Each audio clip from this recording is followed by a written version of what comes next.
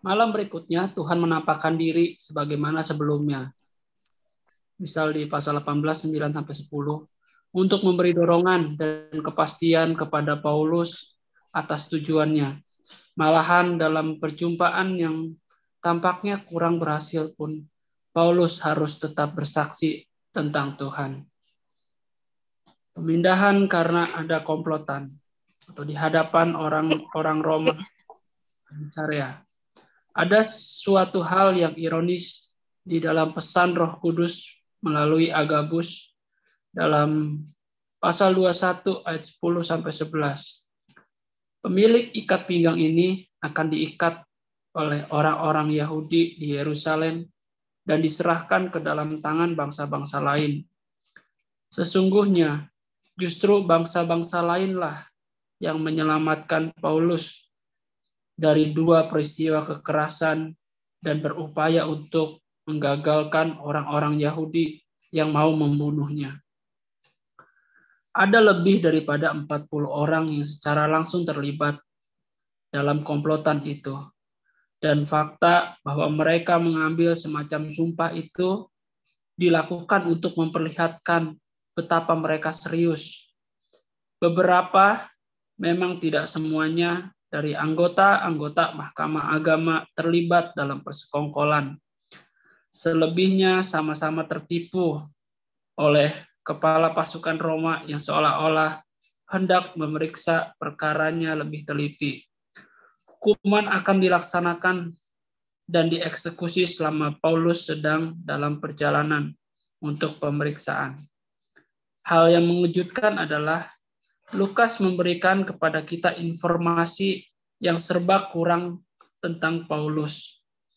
Kita malah tidak tahu nama lengkap Romanya yang terdiri atas 3 kata itu.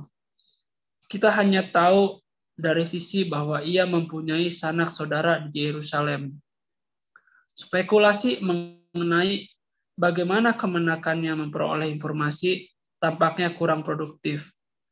Deskripsi tentang, itu aja. Cukup. Iya, udah gitu doang. Sedikit emang ya, Weh ya? Ya, sedikit.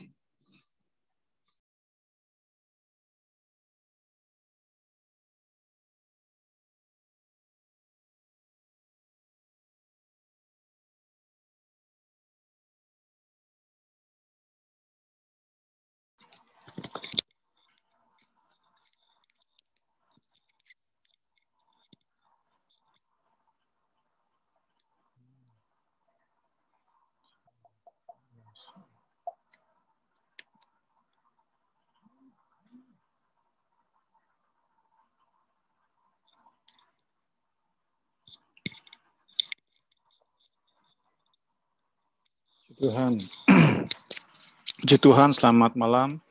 Kita kembali belajar firman Tuhan saat malam hari ini. Kita rindu, khususnya lewat bagian ini kita diyakinkan bahwa Allah kita, Allah yang kita layani, Allah yang telah memanggil dan mengutus kita, Allah yang telah memberi tugas kepercayaan kepada kita, adalah Allah juga yang sanggup menyelesaikan apa yang Ia percayakan. Allah kita Allah yang memulai iman di dalam kita dan Dia juga yang akan menyelesaikan apa yang Dia janjikan sampai akhir hidup kita. Puji Tuhan. Kita lihat di bagian ini kembali dari buku Tony Merida.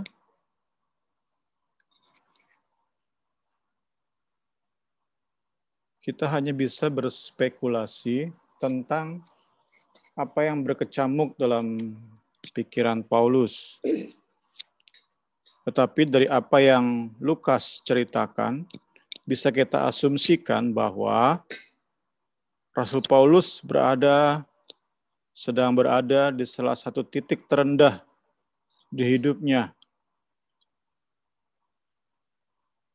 Dan saya percaya itulah mengapa Tuhan Yesus menampakkan diri kepadanya. Paulus butuh pengalaman ini. Ia bukan manusia super. Paulus butuh Tuhan Yesus menampakkan diri kepadanya.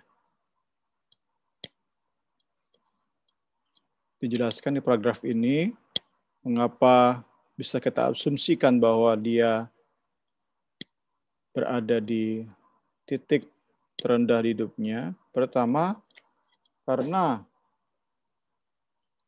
gereja di Yerusalem seperti lepas tangan. Paul have found an unsupportive church. Jadi gereja di Yerusalem sepertinya lepas tangan, tidak mendukung Paulus. Dan nanti kita lihat juga bagaimana Tuhan memakai keponakan Paulus untuk memelihara nyawa Paulus. Tuhan dalam kisah ini tidak memakai pimpinan gereja di Yerusalem untuk menyelamatkan nyawa Paulus. Jadi sekali lagi, kita bisa asumsikan Paulus benar-benar sedang down. Pertama alasannya karena gereja di Yerusalem seperti tidak mendukung apa yang ia harus derita. Kemudian tentu kita tahu bahwa Paulus menderita bukan secara fisik saja, tapi juga secara kejiwaan, psikisnya juga ia menderita.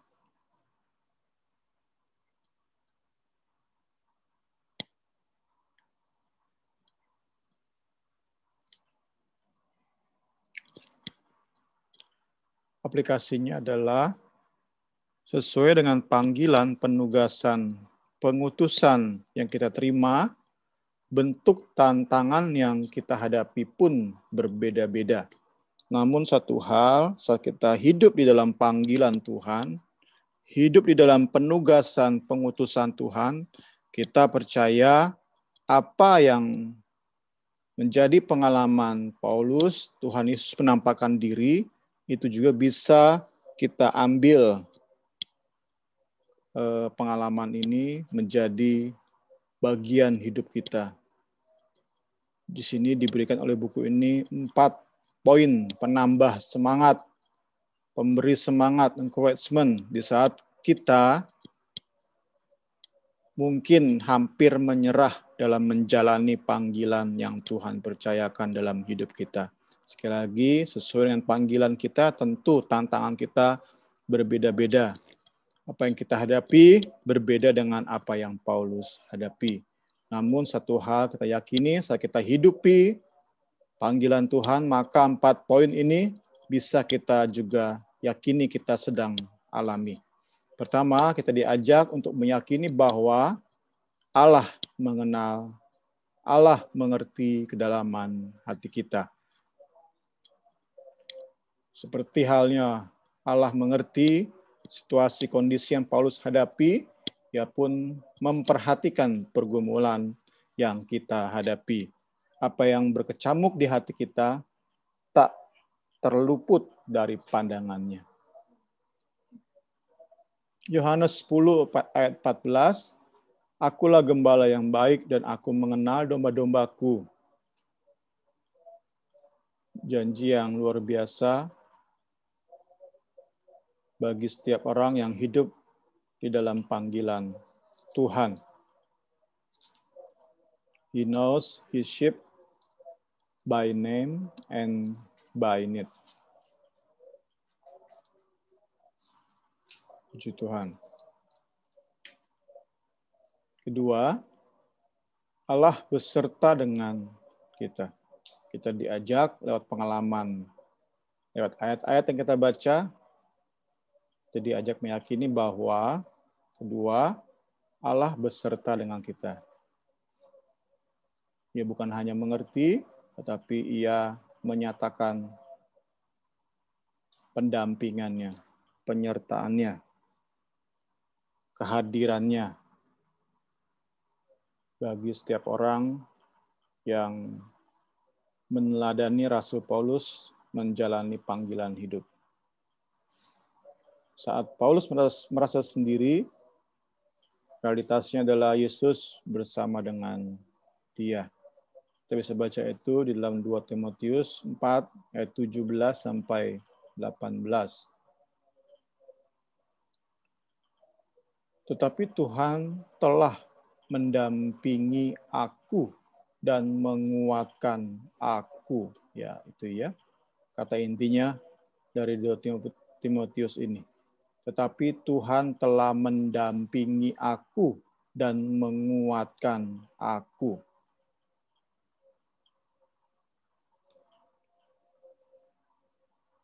Itu keyakinan yang kita bisa miliki, nomor 2, supaya kita tetap menjalani panggilan meski ada masalah yang harus kita hadapi. Ketiga adalah kita bisa yakini bahwa Allah ada bagi kita. Ia di pihak kita. Tuhan Yesus memberi semangat baru kepada Paulus dengan 2 cara.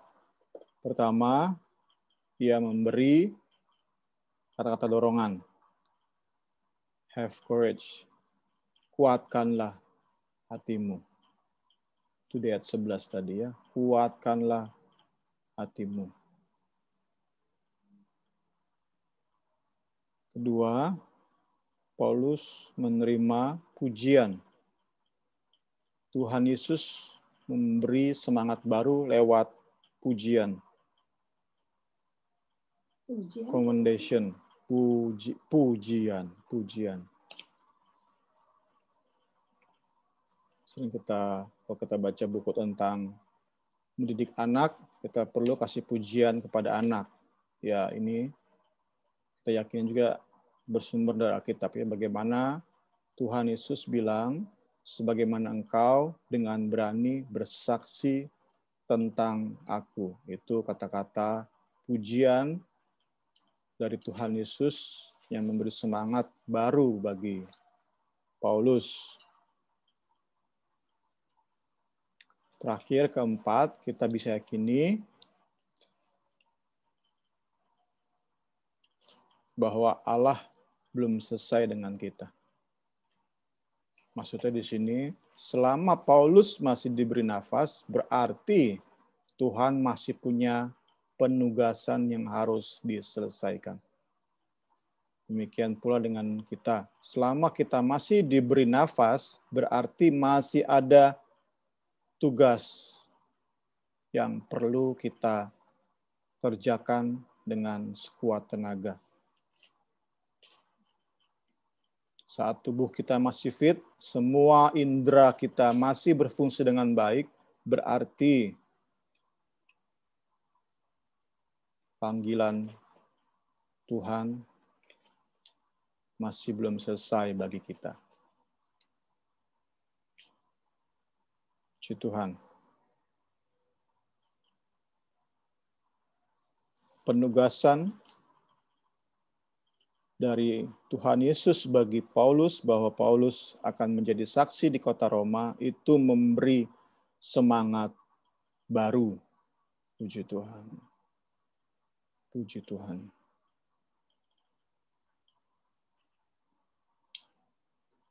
Saya yakini anugerah Tuhan cukup bagi kita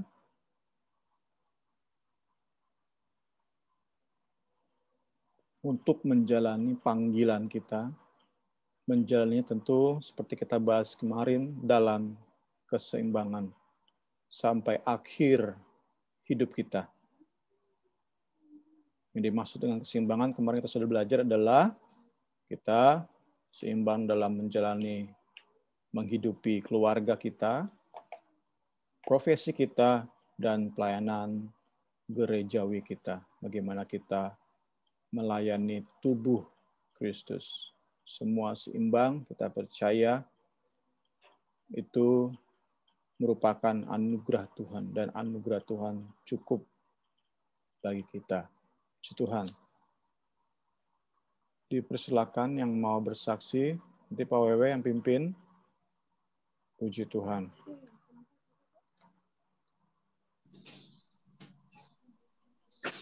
Oke, terima kasih Bung.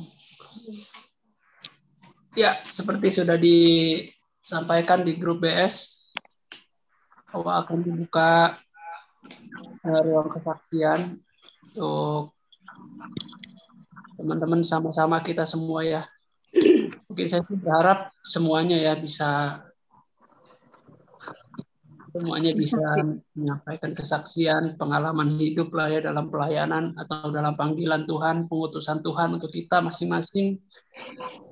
Saya ada poin tertentu yang kita sama-sama belajar gitu. Saya sih kepengen semuanya gitu ya. Mungkin berapa orang ya? Berapa orang sih? Ya, 9 orang. Iya. 10 sama. 10 ya.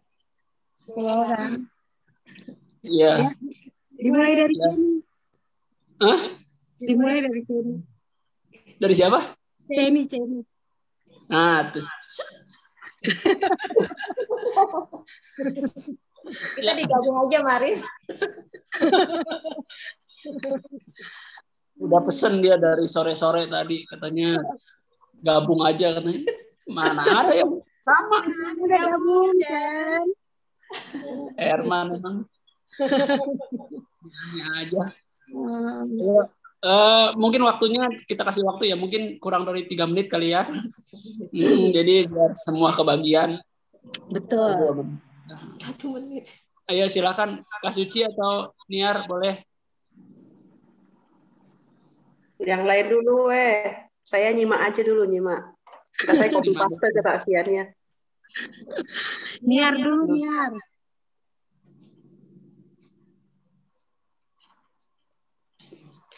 Ya udah. Ayo. Oke. Lebih dekat lagi ya kamunya ya. Biar jelas suaranya Niar ya. Iya, deketin Niar biar kencang.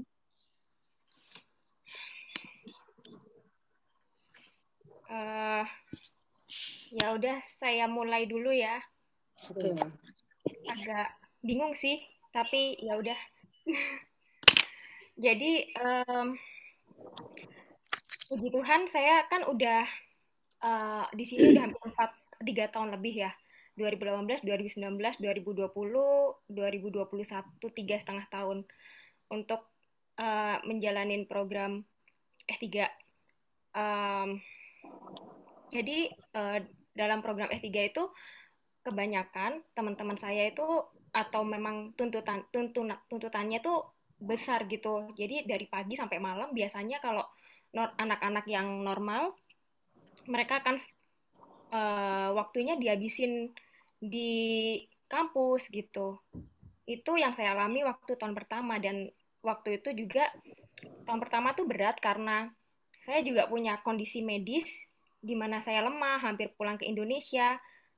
Kayak gitu, banyak yang hal-hal yang nggak terduga gitu. Jadi gimana ya, banyak dilema waktu tahun-tahun pertama saya S3 di sini.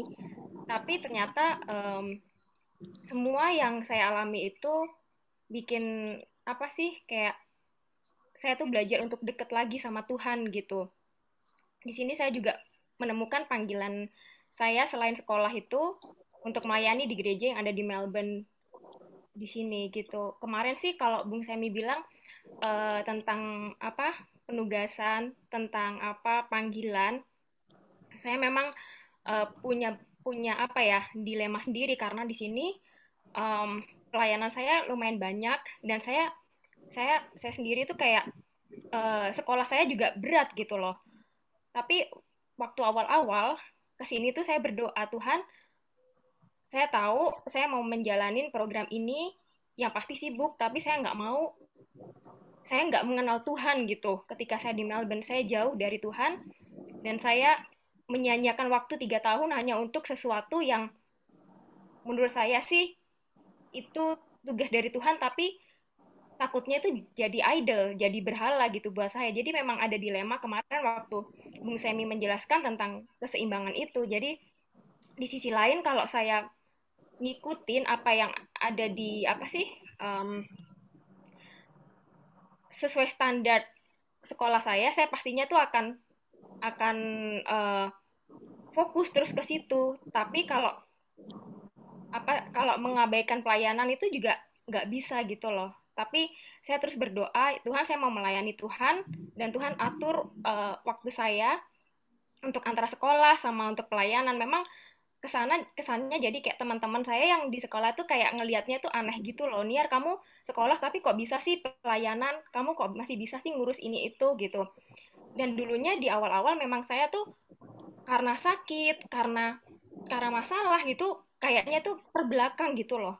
Tapi sekarang itu puji Tuhan yang bisa saya bilang itu Tuhan tuh juga memberikan mukjizat gitu buat saya. Saya banyak pelayanan, saya nggak belajar dari pagi sampai malam seperti teman-teman yang lain, tetapi saya tuh sama Tuhan dikasih kelancaran gitu.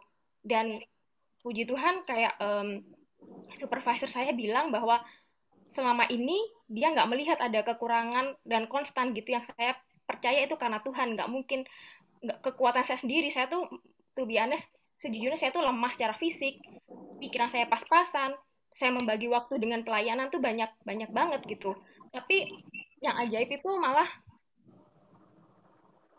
bukan saya sombong, tapi saya mau ngomong ini untuk kesaksian, waktu saya mengerjakan penelitian itu lebih cepat daripada teman-teman yang lain yang menghabiskan waktu pagi sampai malam. Sepertinya Tuhan tuh kayak mengembalikan waktu saya yang saya buat pelayanan gitu loh.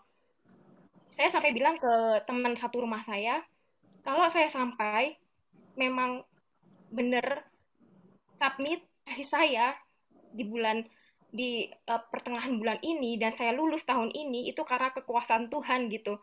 Karena saya nggak punya kekuatan untuk bikin nulis sebanyak 200-an halaman penelitian gitu. Dan saya lemah secara fisik. Saya hampir tahun pertama tuh memang nggak bisa jalan karena saya ada imun sistem yang terganggu, dan waktu saya tuh banyak pelayanan. Kalau memang saya bisa untuk menyelesaikan semuanya lulus tahun ini tuh memang karena Tuhan baik banget dalam hidup saya. Jadi itu aja yang bisa saya beri kesaksian kok. Terima kasih. Oke, Niar, terima kasih. Ya. Sorry kelamaan ya kok. Enggak Niar. Kita sama-sama diberkati kok. Maksudnya kita mendengar satu kesaksian yang luar biasa lah ya. Ya kembali lagi bukan karena Niar pintar, tapi menyadari bahwa Tuhanlah pemilik segalanya, yang berkuasa atas segala sesuatu. Ya saya sih secara pribadi semakin kagum lah ya sama Tuhan gitu ya, atas perbuatannya yang semakin luar biasa nyata gitu ya buat Niar terutama, dan saya juga yakin buat teman-teman semua. Ya, silakan selanjutnya siapa? Agnes. Oh ya, Agnes. Mami Abel. Aku ya. Aman nih nanti weh. Enggak. Oke. Aku apa ya? Dari kecil mamaku tuh rajin banget anterin aku sekolah minggu gitu. Jadi walaupun dia sibuk, waktu sekolah minggu kecil itu adikku masih bayi gitu. Jadi setiap kali pergi sekolah minggu, si mama taruh di gereja, terus bilang sama guru sekolah minggu, nanti kalau misalkan udah waktunya pulang, tolong seberangin anak saya ya, dia pulangnya naik angkot sendirian gitu. Jadi aku pulang sekolah minggu itu naik angkot. Terus aku bersyukur banget waktu sekolah minggu itu, aku ketemu banyak guru-guru sekolah minggu yang sangat baik hati, yang sangat memberi teladan dalam hidup aku gitu. Awalnya bukan hanya nyeberangin doang, tapi kadang-kadang mereka nganterin aku pulang juga gitu, ke rumah sampai rumah gitu. Salah satunya Kak Murni, guru sekolah minggu aku yang masih ada sekarang ini. Dan dari kehidupan guru-guru sekolah minggu aku itu, tiba-tiba tergerak itu dalam hati. Pokoknya suatu hari nanti, kalau Tuhan izinkan, aku kalau besar nanti mau jadi guru sekolah minggu. Gara-gara melihat guru-guru sekolah minggu itu begitu menyenangkan, begitu baik pada saat mereka bercerita, dan sikap hati mereka itu sama gitu, yang mereka lakukan buat aku, sampai aku berkesan banget gitu. Setelah berjalannya waktu gitu, aku cerita sama Resi itu teman sekolah minggu aku bilang sama Resi nanti kalau udah besar, gue mau jadi guru sekolah minggu deh. Terus kata Resi, kok sama ya, gue juga pengen jadi guru sekolah minggu kalau besar nanti gitu. Terus itu cerita masa kecil, udah lama banget gitu, tiba-tiba setelah kita beranjak remaja gitu, Mbak Utari dan Kak Susan melayani jadi pengerja di gereja GPDI Melati gitu. Mbak Utari itu ada pelayanan di gereja di perumahan Permata Duta BBM itu. Terus nggak tahu kenapa tiba-tiba Mbak Utari ngajak aku untuk ikut pelayanan sekolah minggu di perumahan itu. Perumahan itu ada gereja, ada perhimpunan okumene. Jadi Mbak Utari sama Mbak Susan melayani di situ. Nggak ngerti gimana ceritanya, aku juga bingung sampai hari ini. Tiba-tiba dia mengajak aku sama adikku Michael untuk ikut melayani sekolah minggu di sana. Waktu itu si Michael itu pas-pasan banget main gitarnya, tapi Mbak Utari bilang, nggak apa-apa, ayo gunakan talenta kamu dari sekarang untuk melayani ibadah sekolah minggu di sana gitu. Waktu awal-awal kita hanya nemenin Mbak Utari sama Kak Susan bercerita dan nemenin anak-anak sekolah minggu gitu. Aku belum ngambil bagian sama sekali. Setelah berjalannya waktu, Mbak Utari percayain untuk pimpin puji-pujian, terus kemudian untuk bawa firman Tuhan. Itu pengalaman pertama jadi guru sekolah minggu. Pada waktu aku bawa firman Tuhan, yang terjadi adalah jumlah muridnya banyak kan.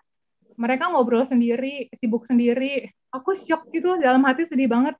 Oh ya ampun Tuhan, nggak semudah yang aku bayangkan jadi guru sekolah minggu. Kalau waktu aku sekolah minggu, aku begitu antusias mau sekolah minggu kan, penasaran gitu. Tiap hari nunggu kapan hari minggu, karena waktu itu ada guru sekolah minggu yang cerita tentang keluarnya Nabi bangsa Israel dari tanah Mesir, ceritanya bersambung gitu tiap minggu. Jadi tiap minggu itu penasaran, pengen sekolah minggu, pengen dengerin cerita berikutnya gitu. Pas aku jadi guru sekolah minggu, untuk pertama kalinya aku cerita, anak-anaknya kayak cuek gitu, ngacangin, terus sibuk sendiri, main sendiri. Aku tuh shock gitu, terus aku sampai rumah berdoa gitu, Tuhan benar gak sih ini panggilan Tuhan aku jadi guru sekolah minggu?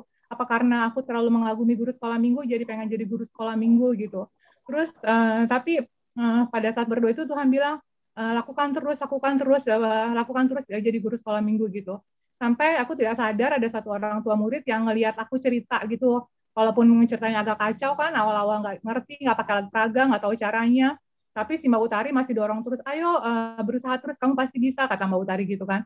Orang tua murid itu beliin aku satu buku tebal gitu, cara panduan jadi guru sekolah minggu. Seneng banget, itu mungkin cara Tuhan juga kali ya. Aku belajar dari buku panduan gitu tentang jadi guru sekolah minggu, cara menyampaikan cerita, buku itu diperlengkapi dengan alat peraga. Dari situ semangat banget untuk mulai dengan inovasi baru jadi guru sekolah minggu gitu. Setelah berjalannya waktu, aku sadar ternyata melayani Tuhan itu bukan sekedar karena kita suka, karena kita merasa talenta kita di situ gitu, tapi harus lebih mengerti ini benar gak sih panggilan Tuhan dalam hidup kita gitu. Pada saat kita sadar itu benar panggilan Tuhan dalam hidup kita, maka kita akan berusaha semaksimal mungkin memberi yang terbaik untuk Tuhan, lebih semakin takut kan pasti lebih banyak semakin berdoa kan, karena saya tahu kelemahan saya apa gitu, pasti pada saat mau melayani sekolah minggu tuh kayak mau ke medan perang gitu, berdoanya berkali lipat ganda gitu, berharap anak-anak yang saya layani pun mendapat berkat dari cerita yang saya sampaikan gitu. Ya mereka duduk diam aja, bisa dengerin dan fokus berapa menit aja, saya udah seneng banget gitu. Dan dari situ saya belajar bahwa guru sekolah minggu yang kemarin ngajar saya, beberapa udah nggak ada di gereja GPDI Melati, cuma Kamburnya yang masih ada. Mereka nggak tahu bahwa saya bisa jadi guru sekolah minggu karena melihat teladan mereka gitu. Dan beberapa kali juga waktu Bung Semi nulis, waktu itu Bung Semi pernah rajin banget nulis renungan di Facebook kalau nggak salah ya, artikel-artikel rohani gitu. Beberapa kali juga saya mendapat berkat dari artikel-artikel yang Bung Semi tulis. Pada saat itu mungkin juga Bung Semi nggak sadar kalau yang dia lakukan itu memberkati orang lain gitu. Jadi yang saya ingin bagikan pada malam hari ini, walaupun kita mendapatkan panggilan dari Tuhan, ya panggilan itu dilakukan dengan maksimal gitu. Talenta kita itu semakin dikembangkan, diasah lebih lagi untuk memberi yang terbaik untuk Tuhan. Dan kalaupun ada tantangan dalam pelayanan itu, jangan menyerah, tetap harus berusaha juga, tetap setia. Kita nggak pernah tahu apa yang kita lakukan itu mungkin memberkati hidup orang lain tanpa kita sadari gitu. Dan Tuhan pakai kita untuk memberkati sekeliling kita tanpa kita tahu gitu. Jadi jangan cepat putus asa, jangan cepat menyerah, dan lakukan panggilan kita dan bagian kita sesuai dengan porsi kita. Dan yang terutama ya pasti mengandalkan Tuhan dan Roh Kudus. Karena kalau kita melakukannya dengan kekuatan sendiri atau dengan hanya karena suka, pasti ada saat-saatnya tuh nanti kalau moodnya lagi nggak suka, pelayanannya juga jadi asal-asalan gitu. Itu aja sih yang mau saya bagiin malam hari ini. Sorry ya kelamaan weh. Enggak, masih ada sisanya waktu. Oke, thank you Anas. Memberkati ya. Ya, saksiannya menguatkan lah ya, terutama untuk para guru-guru sekolah minggu di sampingku nih. Ayo.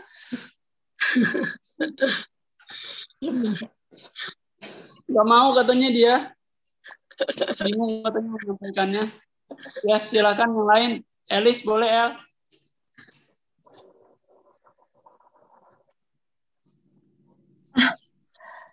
Weh, apaan? Mami Abel lagi ngapain? Tapi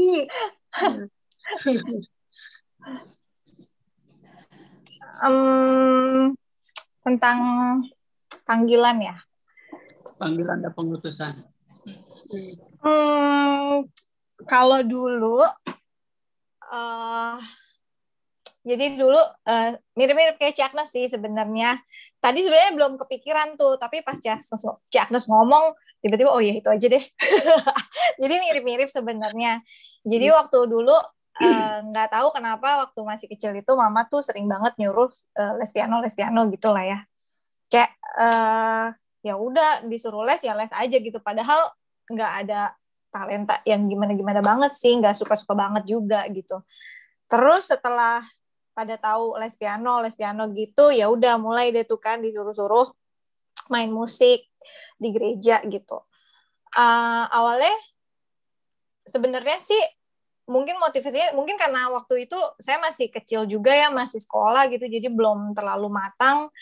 Pikirnya tuh cuman karena emang ya udah gue bisa main musik, terus disuruh, ya udah gitu.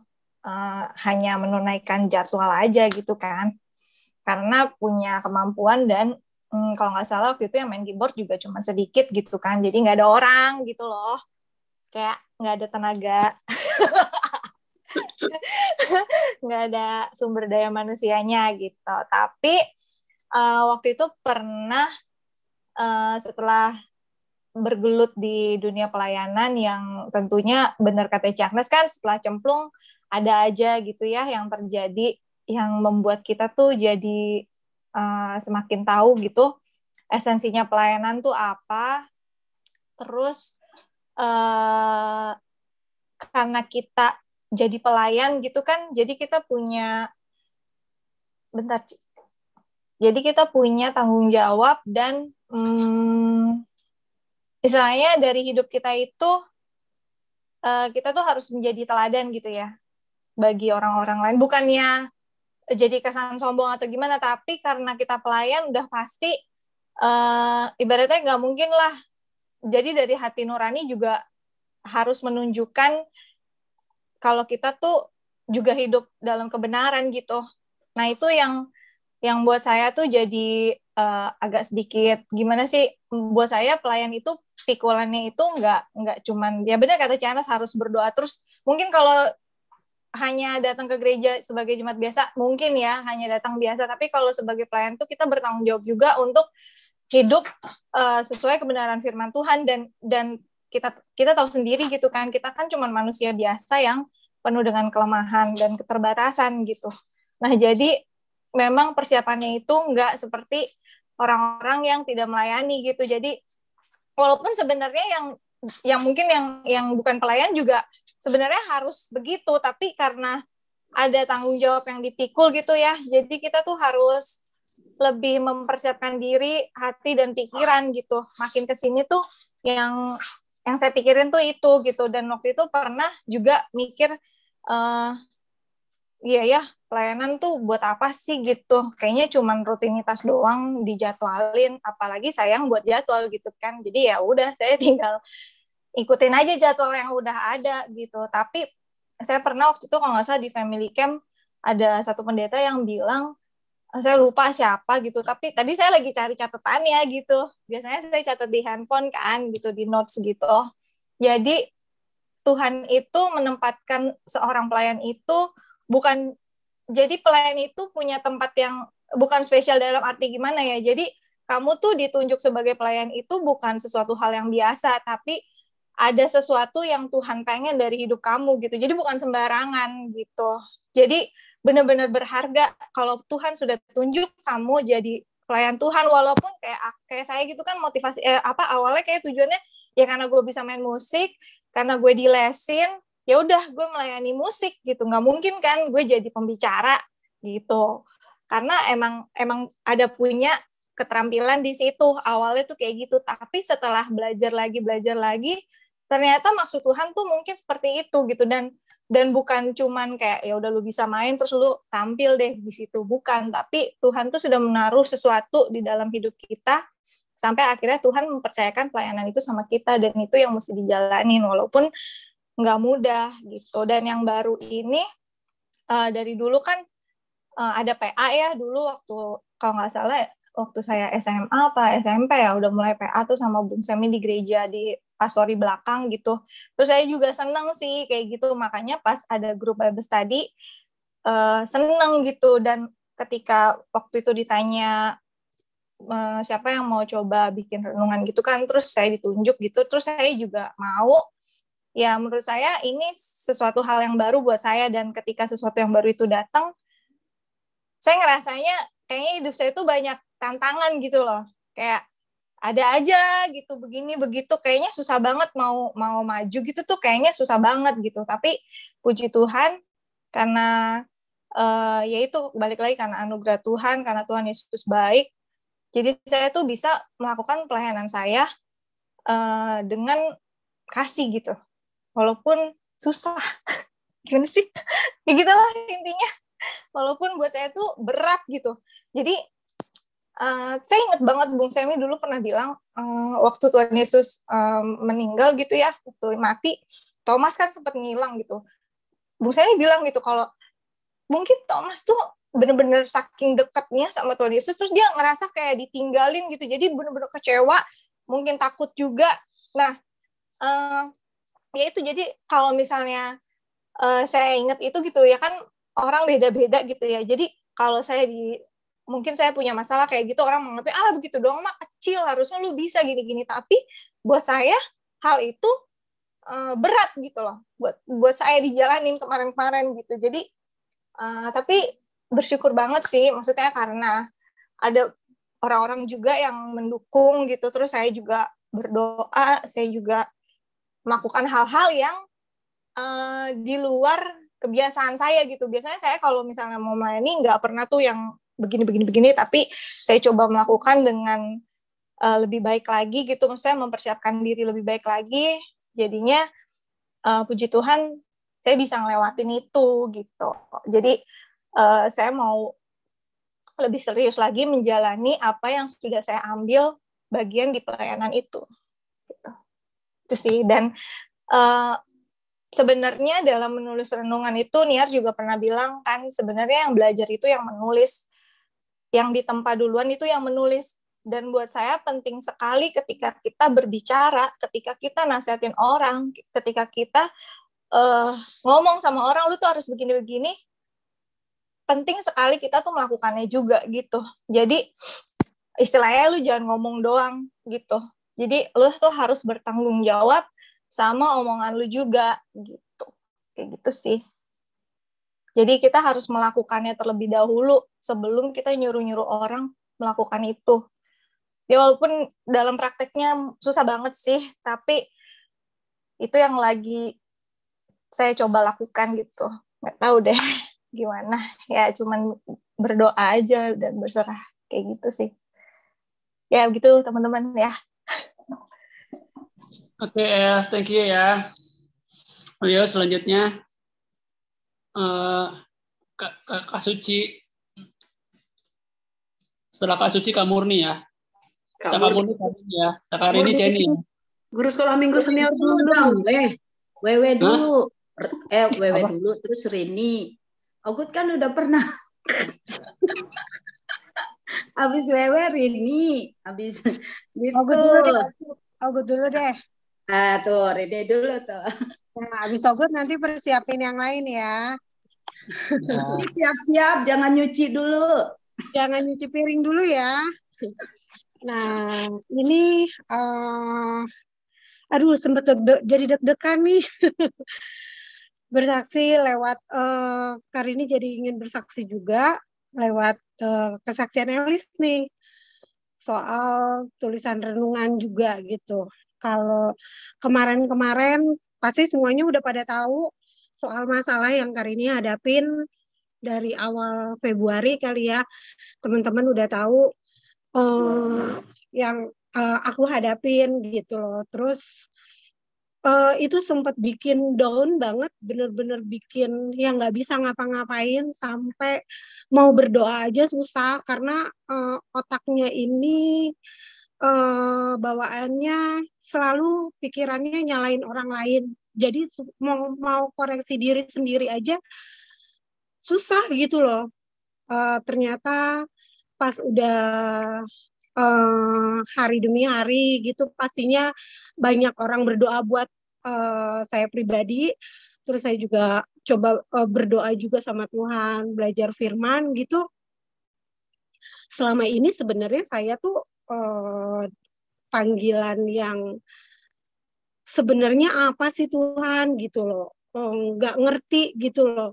Saya tuh di melayani di sini tuh apa sih gitu loh, sampai nggak ngerti lah semuanya. Tapi tambah beriringnya waktu gitu, saya bisa apa ya, bisa menerima semuanya.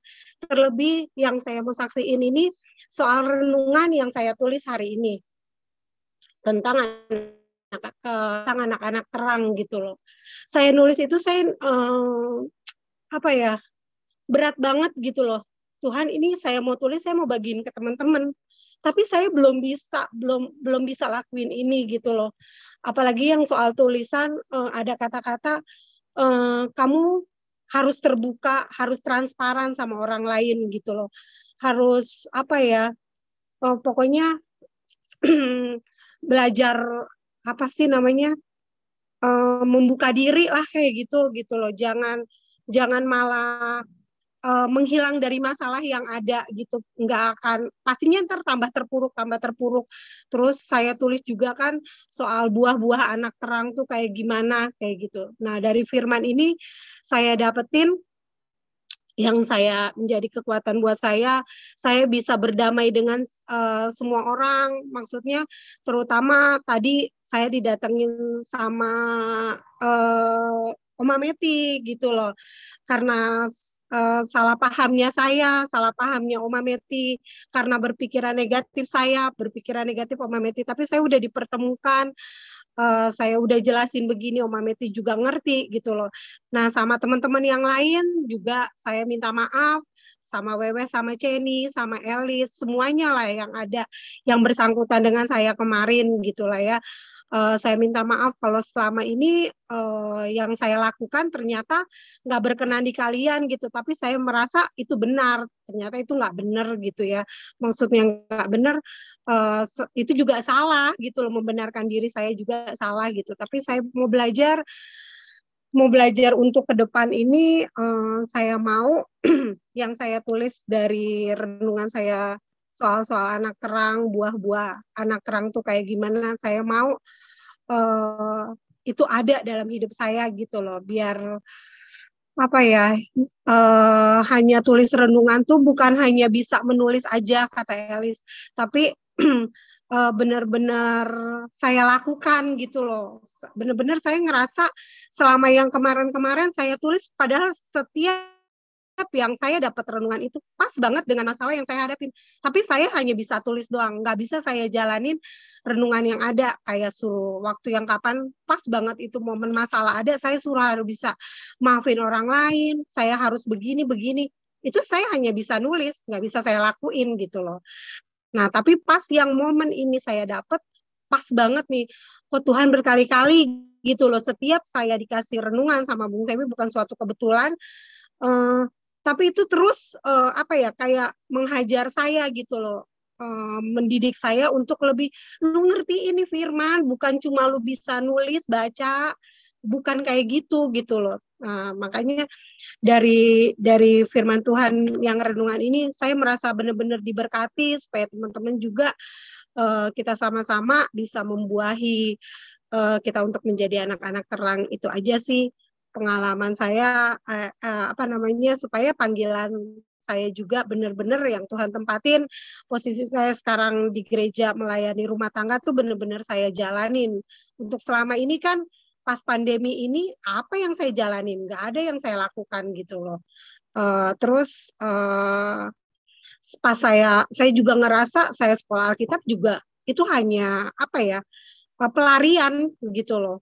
Saya sadar banget itu sekolah Alkitab saya tuh hanya bukan mau cari status saya pernah sekolah Alkitab, bukan. Maksudnya saya sadar sekarang saya sekolah Alkitab itu saya nggak mendapatkan buah apa-apa gitu, tapi saya yakin dan percaya pastinya saya juga diberkati walaupun saya belajar firman Tuhan selama 6 bulan di SAC.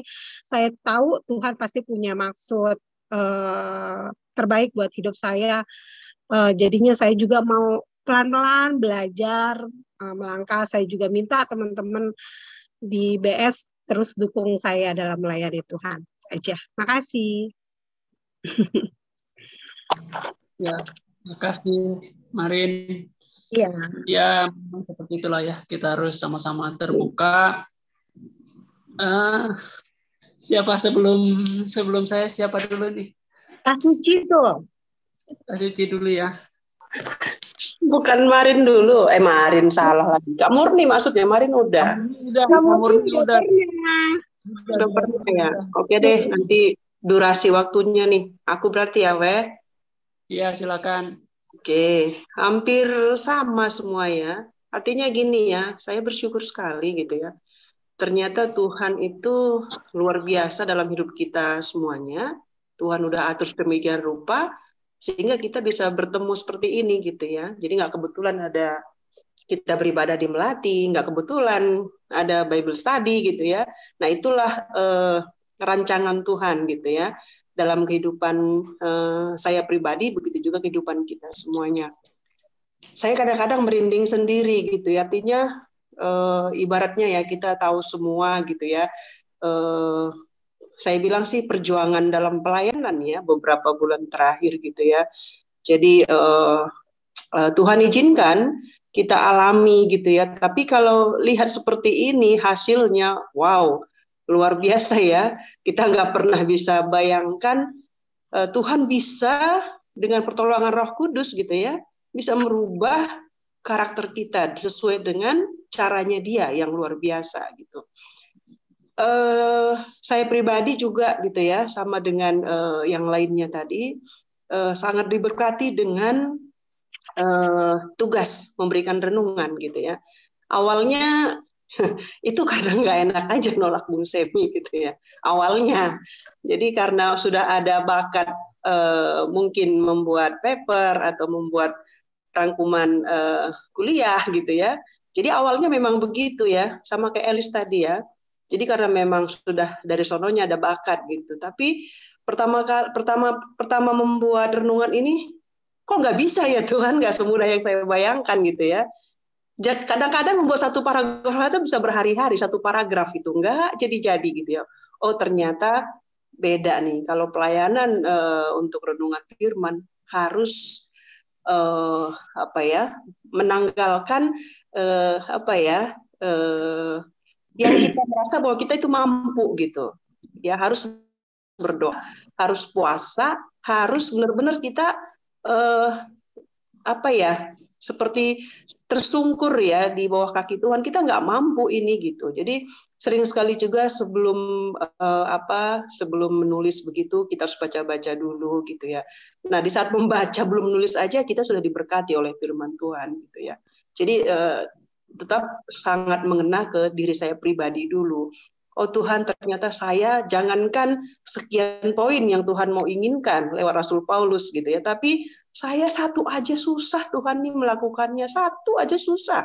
Gimana mau banyak seperti ini gitu. Tapi hati kecil ini merasa bahwa Tuhan itu sendiri bilang bahwa ya, tapi ini saya kasih tahu gitu, biar kamu ngerti gitu ya, berproses kamu menuju seperti yang saya inginkan gitu. Nah makanya berterima kasih ya lewat pelayanan teman-teman semua, renungan-renungan yang diposting itu juga membangun. Ya kadang saya nggak sempat baca hari ini gitu ya, kadang bacanya besok gitu ya. Nah itu juga Tuhan masih berkati renungan itu gitu ya. Jadi saya bersyukur sekali bahwa tadinya Saya udah sempat mundur loh. Nggak mau nulis renungan, berat gitu ya. Saya udah sempat mau mundur, tapi saya tanya sama Tuhan, Tuhan gimana? Saya mau mundur aja, tapi jangan maju terus gitu ya. Nah, ada dorongan Roh Kudus bilang tetap aja berdoa biar kamu menang gitu ya. Jadi sampai detik ini, sampai sebelum kemarin kan saya ya Selasa kemarin itu juga poin-poin yang Tuhan izinkan gitu ya. Seperti inilah harusnya manusia baru gitu ya. Tanggalkan semua manusia lama. Wah, Tuhan, saya satu aja sulit nih Tuhan. Gimana saya mau mencapai kesempurnaan gitu ya.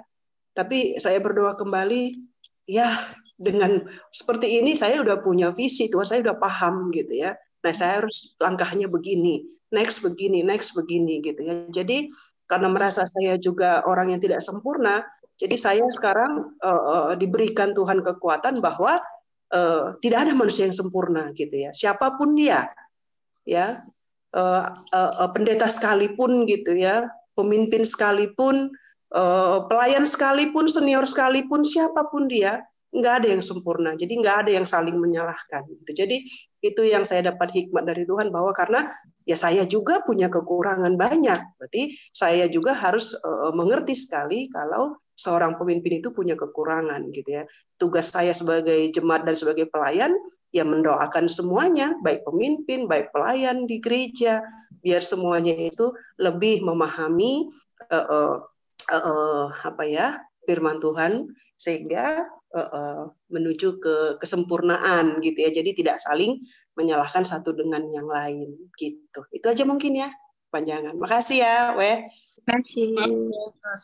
Terima kasih, Tuhan berkati ya. Ya. Siapa lagi nih pelaku yang belum? Oh iya, dulu ya. Tolong di timer. Ya, soal panggilan pengutusan ya, awal-awal dulu saya kan aslinya tuh kan GPDI di Citayam ya. Jadi saya itu sebetulnya ke Melati itu ada titik di mana saya seperti posisi pelarian gitu. Jadi saya benar-benar memang lari gitu ya dari masalah. Tapi bukan saya sebetulnya yang membuat masalah itu, tapi saya sebetulnya secara rohani jujur belum dewasa gitu, dan saya melihat gembala saya yang nggak jadi berkat buat saya, itulah yang menjadi alasan utama saya harus pindah gitu dari GPDI di Citayam. Dan akhirnya karena di situ ada Yos gitu ya dulu ya, teman kecil saya, akhirnya ya udah, di sini aja. Oke, saya boleh bergabung di Melati. Waktu itu tahun 2003 2004 saya ke Melati. Ya awal mula memang sudah dari Citayam pun saya memang sudah aktif di remaja, di pemuda memang sudah aktif, sering ikut ibadah gitulah. Untuk pelayanan sih enggak, tapi untuk ibadah aja gitu. Jadi saat ada dari kayak siapa yang awal-awal Bang Robin lah, terus CVV, beberapa orang gitu kan, pendekatan untuk ikut kaum muda, akhirnya dan Yos juga gitu kan, ya udah akhirnya ikutlah kaum muda. Dan seiring waktu saya merasa banyak hal gitu yang saya dapat dari Melati gitu. Saya boleh banyak mengerti firman, terus bertumbuh ya, banyak hal gitu saya peroleh. Dan saya juga melihat banyak teladan gitu di gereja yang saya boleh lihat. Terus arti sebuah pelayanan saya juga boleh tahu di situ gitu. Dan saya juga melihat sosok pemimpin yang jadi berkat gitu buat saya, karena waktu itu saya nggak temukan itu di gereja saya. Akhirnya ada suatu kerinduan di mana saya rindu gitu untuk melayani. Saya sampai berdoa, bahkan saya sampai bergumul gitu sama Tuhan. Tuhan, saya mau melayani Tuhan, tapi saya bingung Tuhan, saya mau melayani apa gitu. Saya nggak punya apa-apa gitu Tuhan. Saya bilang saya pimpin pujian ya, suara ya hancur gitu kan. Memain musik bertahun-tahun belajar gitu, main gitar berusaha, tapi ternyata tuh nggak bisa-bisa gitu. Jadi nggak tahu bebel atau apalah ya, tapi ternyata memang bukan di situ gitu keterampilannya. Tapi seiring waktu terus saya berusaha gitu ya, sampai saya juga terus setia gitu beribadah. Akhirnya saat itu Bung Semi ya menjadi pemimpin kaum muda, akhirnya mempercayakan suatu pelayanan, itu sesi pemerhati. Sempat bingung gitu, apa sih pemerhati gitu, ternyata tugas utamanya adalah mengajak gitu, memperhatikan teman-teman kaum muda yang belum aktif ibadah di ibadah raya gitu, deketin, entah itu samperin, nanya-nanya lah, basa-basi lah, inilah itulah. Awal-awal jujur nggak bisa, tapi ternyata seiring waktu saya begitu menikmati gitu, dan saya merasa oh ternyata passion saya di sini gitu. Saya merasa oh ternyata saya punya bakat ini untuk mendorong, mengajak gitu teman-teman untuk beribadah gitu. Itu awal-awalnya, dan sampai saat ini pun saya rasa saya masih memiliki passion itu gitu. Tapi mungkin nggak terlalu kentara seperti dulu gitu. Dan seiring waktu banyak kali proses ya, sama semua. Saya percaya teman-teman juga dibentuk seperti sekarang ini, kita bisa ada di grup Bible Study, sama-sama bertumbuh di dalam Tuhan. Saya percaya proses Tuhan yang luar biasa yang boleh kita alami, kita nikmati.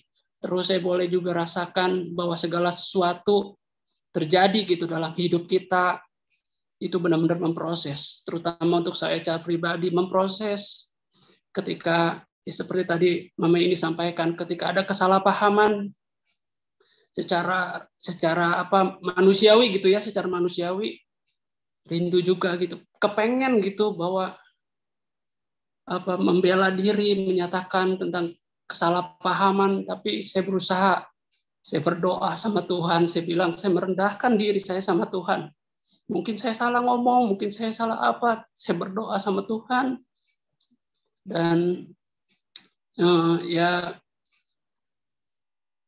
itu yang membuat saya semakin kuat gitu dalam Tuhan. Sekalipun Tuhan nggak menampakkan dirinya secara langsung kepada saya, tapi saya boleh merasakan bahwa segala sesuatu yang terjadi gitu ya dalam pelayanan gesekan atau apapun, itu benar-benar saya bersyukur sekali mendewasakan saya secara pribadi gitu. Saya percaya juga teman-teman juga semakin dewasa di dalam Tuhan, semakin majulah di dalam Tuhan.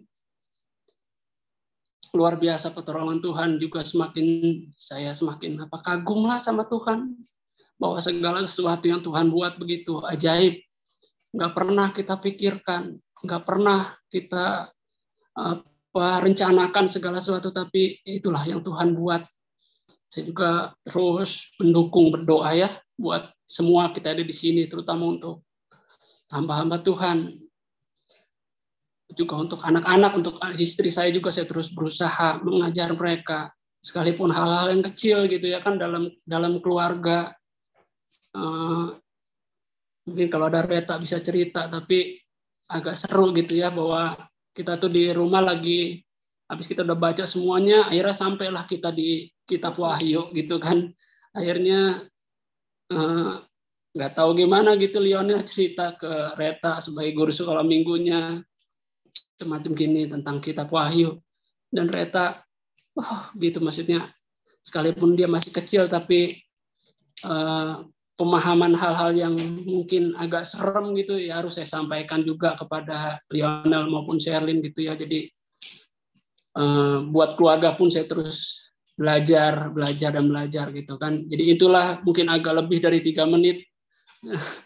Saya aja mohon maaf ya, lanjut silakan.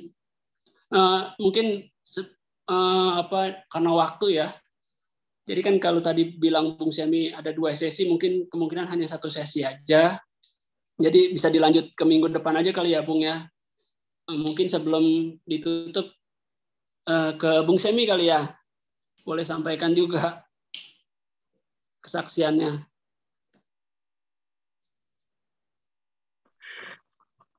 Ya, Bung Semi suruh bersaksi ya.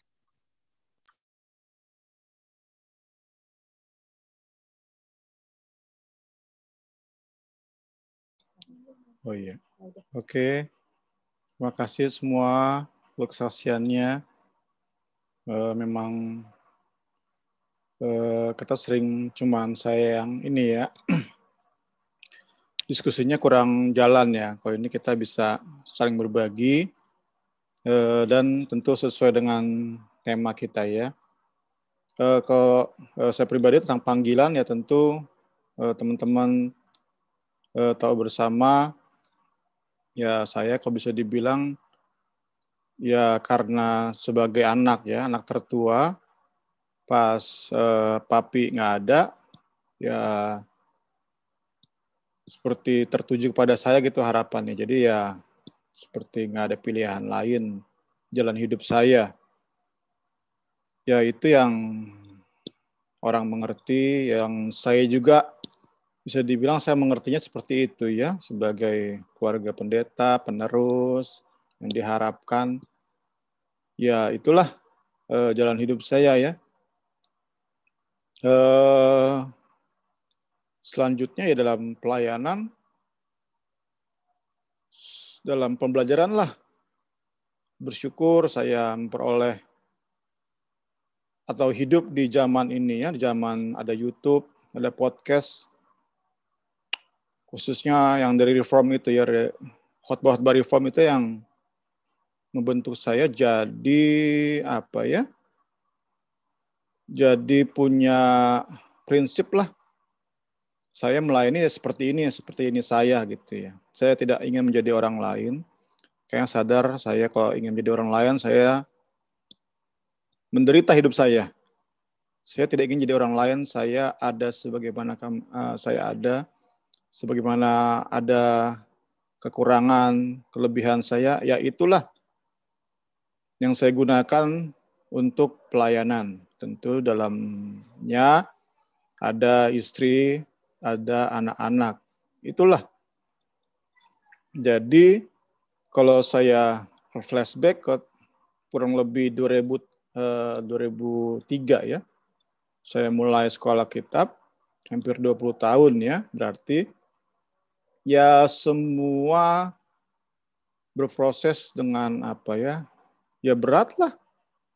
Karena ya memang saya bukan seperti misalnya tadi Pak Wewe bilang seperti Yos, dari muda emang udah sekolah kitab, nah itu beda jauh lah. Pengalaman saya nggak pernah jadi pengerja, beda jauh ya.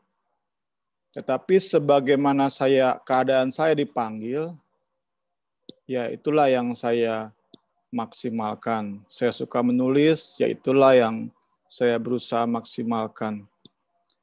Saya bersyukur punya istri yang lebih supel, itulah yang saya bisa maksimalkan dalam segala kelemahan kekurangannya.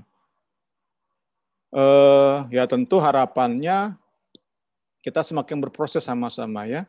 Karena ya inilah saya gitu ya. Tapi kita bersyukur, saya pernah apa ya, dalam masalah-masalah yang ada juga, saya pernah berkata, kita ini bukan hanya kita DBS ya, tapi pelayan-pelayan GPD Melati yang ada sekarang tuh bisa dibilang udah kayak benar-benar keluarga ya. Masalah ada, tetapi kita nggak lari dari masalah. Masalah itu menajamkan kita. Seperti suami istri, meskipun berbeda sifat, berbeda jauh, hobinya segala macam hal berbeda, tetapi karena ketemu tiap hari, berhadapan tiap hari, itu membuat mau nggak mau suami istri saling menerima kelebihan kelemahannya. Demikian pula saya percaya, saya pernah ngomong seperti itu ke siapa ya, Mas Lukas, saya pernah ngomong seperti itu. Kita ini para pelayan di GPD Melati itu udah kayak keluarga, udah seperti keluarga. Jadi masalah timbul, tenggelam, ada masalah, tetapi karena kita keluarga, ya kita hadapi masalah itu. Sehingga kita bisa saling menajamkan, saling membentuk karakter, sehingga ya tentu kerinduannya, saya pernah bilang juga ke keluarga, kerinduannya masalah yang sama, ya jangan terulang lagi gitu. Jadi kita, ya inilah upgrade ya, kita move on, sehingga ya sekali lagi pasti namanya keluarga nggak lepas dari masalah. Demikian pula dalam gereja, meskipun kita sudah seperti family, Sekali lagi, family itu suami istri ada masalah, nggak lari. Kita percaya, saya pribadi percaya pelayan-pelayan yang ada, nggak cuma anggota BS ini, kita saat datang diperhadapkan masalah, kita nggak lari, kita berjuang untuk saling memaafkan, berjuang untuk saling menerima, sehingga baik jemaat, baik kami yang memimpin jemaat sebagai gembala, tim gembala, kami belajar, kami terus dan terus belajar supaya ya jauh dari sempurna, tetapi sama-sama kita berproses tadi ya. Sering juga saya sampaikan berproses bersama Kristus. Kita percaya anugerah Tuhan cukup bagi kita untuk terus memproses kita.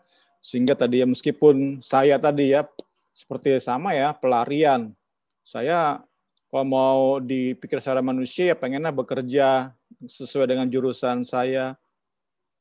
Tetapi ya inilah bagi saya udah 20 tahun, hampir 20 tahun apa yang harus saya jalani, ya inilah yang Tuhan penugasan saya, pengutusan saya, dan saya percaya terus dibentuk berproses bersama Tuhan.